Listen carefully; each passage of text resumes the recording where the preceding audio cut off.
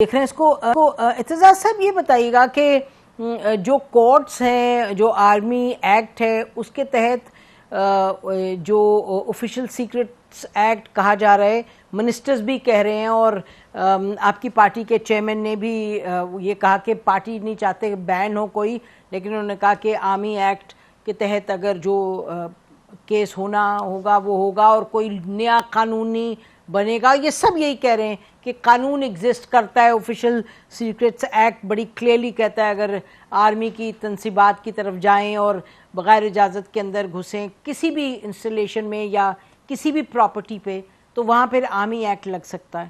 آپ فرما رہے ہیں کہ آرمی ایکٹ نہیں، آپ کہہ رہے ہیں کانسٹیٹیوشنل نہیں. دیکھو میں آپ کو ایک چیز بتاؤں، بڑی سمپل سی بات ہے. جہاں تک اپنی ہماری ٹریڈیشن ہے وہ تو میں ویسے عرض کر دیتا ہوں، but this is besides the point of law that I am going to red.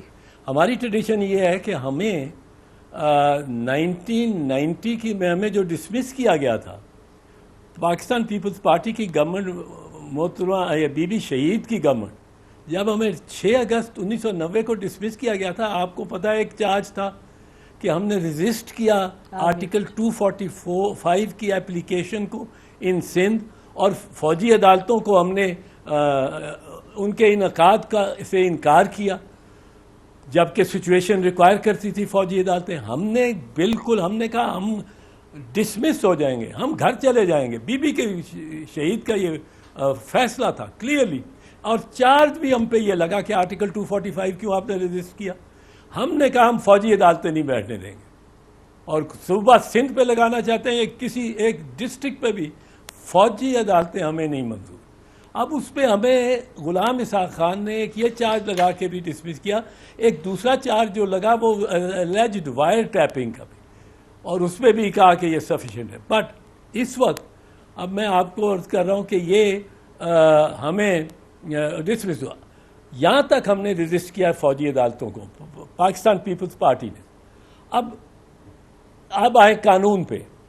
قانون یہ ہے کہ 2 فیصلے آئے، محرم علی کا فیصلہ اور لیاقت حسین کا فیصلہ. یہ سپریم کورٹ میں لارجر بینچز 11 ججز اور 9 ججز، انہوں نے یہ فیصلہ کیا کہ پاکستان میں کچھ ہو جائے فوجی عدالتیں نہیں لگ سکتی. اس وقت ابھی آرٹیکل 10A نہیں آیا ہوا تھا، وہ 18th امینڈمنٹ میں آیا. اب 1998-99 میں انہوں نے کہا کہ فوجی عدالت لگ ہی نہیں سکتی ہے ہمارے آئین کے تحت. اب کیا ہوا کہ ایک تو آرٹیکل 10A آ گیا جس نے یہ بٹرس کیا کہ ڈیو پروسیس بڑی ضروری ہے for a citizen in a trial.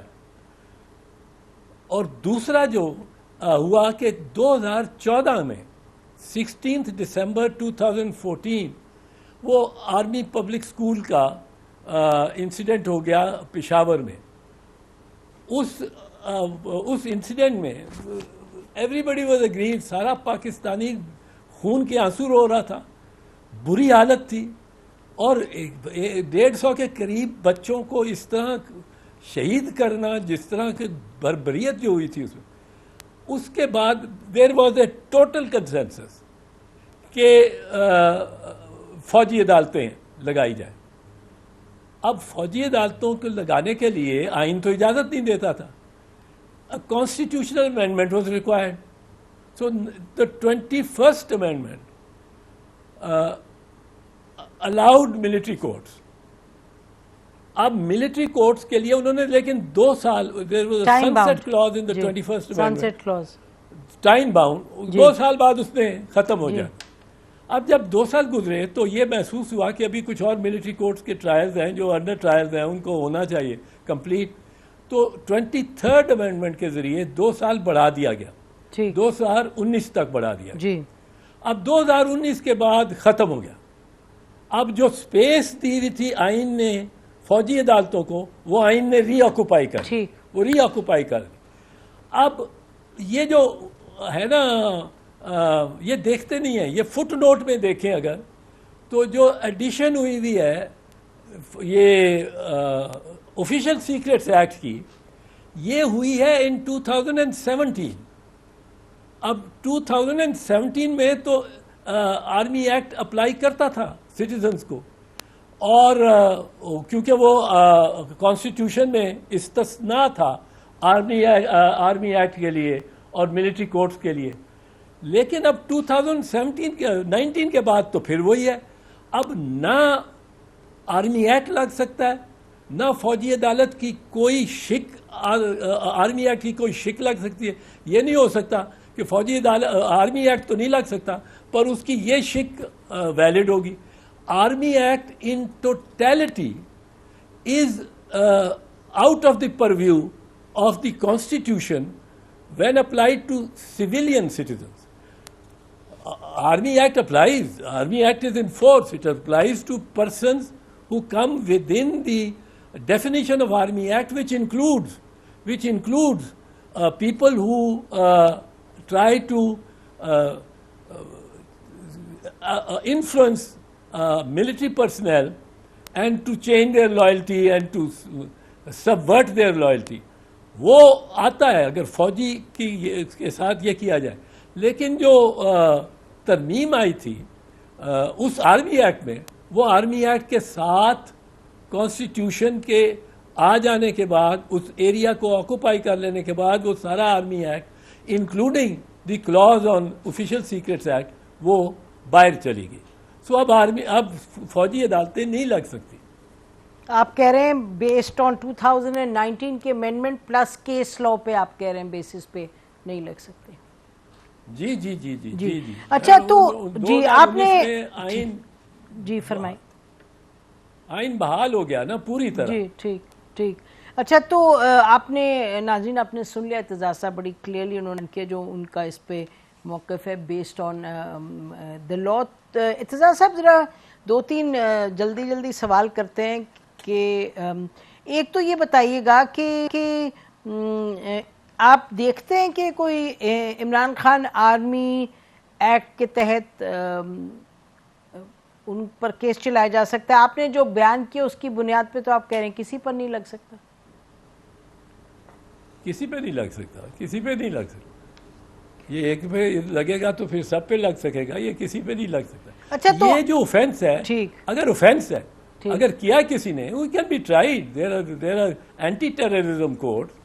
وہ یہ نہیں ہے کہ بٹ وہ سویلین اور ہائی کورٹس کی جورسڈکشن کے چونکہ تحت ہیں، ماتحت ہیں وہ، لیکن ان میں بڑے اسٹرینجنٹ پروویژنز ہیں اور اس میں بہت سارا وہ پروویژن بھی ہیں جو کہ ایک ملٹری کورٹ کو تقریباً پہ موضوع ہیں اور اس سے متعلق ہے. جی آپ کہہ رہے ہیں نا کہ اگر کوئی مسئلہ ہو تو پھر یہ عامی یہ اینٹی ٹیررسٹ کورٹ لگ سکتے ہیں. آپ نے خود ہی پروگرام کے شروع میں فرما دیا اور صحیح فرمایا کہ جو ہوا ہے وہ تو یقینی طور پہ دیکھیں نا، ایک آپ نے سیکیورٹی کا سوال اٹھا دیا، وہ ایک پہلو ہے، لیکن کچھ لوگوں نے تو جا کے جلاؤ گھیراؤ کیا ہے، اٹھا کے مجسمے پھینکے ہیں شہداء وغیرہ کے، اور کہیں جہاز جو ہے جلایا ہے. تو ایک ایکشن ایسا ہوا تو ہے اور بہت جگہ جس پر ظاہر ہے the most strict law with due process of course has to be invoked. اب دیکھیں نا جب نواز شریف صاحب کی حکومت کے دوران انہوں نے سپریم کورٹ پر اٹیک کیا تھا اور سب لوگوں نے بڑی سخت پوزیشن لی تھی آپ کے بالشمول، تو وہ تو any kind of attack would be criticised. آپ نے شروع میں کہا بھی کہ یہ سیریس معاملہ ہے تو اس پر کوئی ایسا قانون تو لگانا ہوگا. اور یہ کہا جاتا ہے کہ جی لوگوں کا خیال ہے کچھ کا کہ یہ جو کورٹس ہیں وہ تو چھوٹ ہی دے دیتے ہیں، تو اتنا سیریس معاملہ ہے تو پھر سے کوٹ ان کوٹ کے سہولت کاری پھر سے ہو جائے پھر کیا ہوگا، اس لیے we have to go where we are confident. یہ بھی آپ نے آرگیومنٹ تو سنی ہوگی نا اعتزاز صاحب؟ میں آپ کو ایک چیز بتاؤں، مجھے تو جتنی زیادہ پرائم منسٹر اور ان کی ٹیم ساری خوش اور مطلب ہے بڑھ چڑھ کے کہہ رہا ہے کہ ان کو بخشنا ہی نہیں چاہیے، جس نے یہ کیا ہے اس کو مطلب ہے غدار ہے، اور بڑا پرائم منسٹر نے بڑے اسٹرانگ ورڈ استعمال کی. مجھے تو فکر ہے کہ یہ ان کا کیا کرنا نہ نکل آئے. اگر تفتیش اس میں ہوئی تو یہ کہ ایسے لوگ بیچ میں نظر آ رہے ہیں جو سہولت کار کیا وہ انگیخت کر رہے ہیں کہ آؤ اندر آؤ, اور ان کی کوئی تصویر نہیں, ان کا کوئی ٹرائل نہیں, ان کا کوئی ملزم نہیں, وہ تو گلو بٹ ہیں. اور آپ کہہ رہے ہیں, آپ یہ فرما رہے ہیں کہ یہ لوگ جو ہیں ابھی انویسٹیگیٹ ہونا ہے یہ. نہیں, تو آپ فرما رہے ہیں کہ یہ وہی نہ نکل آئے پی ایم ایل این, تو آپ کو لگتا ہے کہ مطلب surely you don't mean this. Why don't I mean it? اچھا, میں تو کہتا نہیں, ہوں میں پوچھ رہی ہوں آپ سے. جی, جو انہوں نے اتنا ماتم شروع کیا ہے, جی, اتنا زیادہ انہوں نے محبت پیار جو پہلے کبھی انہوں نے نہیں دکھائی. نواز شریف نے کس طرح للکار کے کہا تھا, وہ نام لیتا تھا آرمی چیف کا اور D G I S I کا, اور کس طرح وہ کرتے تھے.